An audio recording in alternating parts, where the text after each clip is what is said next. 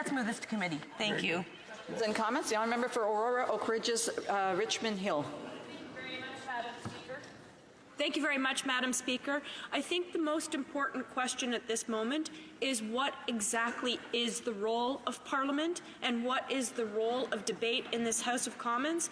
It sounds like the government House Leader is trying to convince us that it is because we've known about it, because it's been out there, because it's been on the table, that we in the House of Commons have absolutely no role, so we don't need to have a debate in the House of Commons. Just trust them. And I think that that is egregious.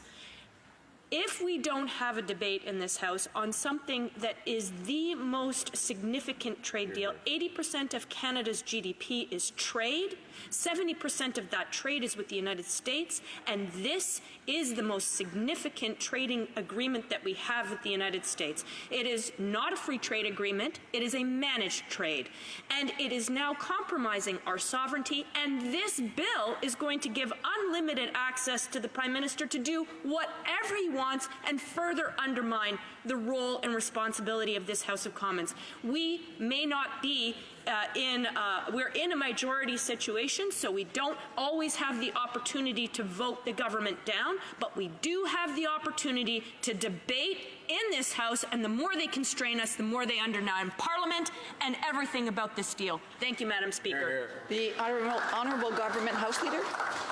Madam Speaker, I have good news for the member. What we are doing today is actually saying that we should not only have debate on this legislation, but we should also call debate we should also call the legislation to a vote.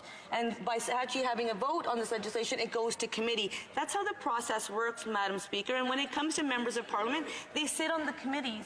The committee that we are sending this legislation to will be able to continue setting this legislation. But, Madam Speaker, that member on numerous occasions has spoken about her oath to office and how her oath was to serve her constituents. The very stats that she has just provided are more of a reason why this legislation should be sent to committee to study. It should be sent back, and we should be able to advance a trade deal for Canadians. Canada is a trading nation, so let's, rather than talk about it like the Conservatives are now wanting to do, let's actually act on it. Let's deliver for Canadians to satisfy that very oath that she took to her constituents. Queen and country, I believe, are the words she repeats. And I will just remind everyone, her question was quite long, so I will remind that the Conservatives chose not to discuss the legislation during the debate on Tuesday, June 11th. The member for Niagara West spoke about the carbon price, and he spoke about Bill C-48 and others, refused to talk about CUSMA. The member for Calgary Forest Lawn spoke about China and foreign policy rather than talk about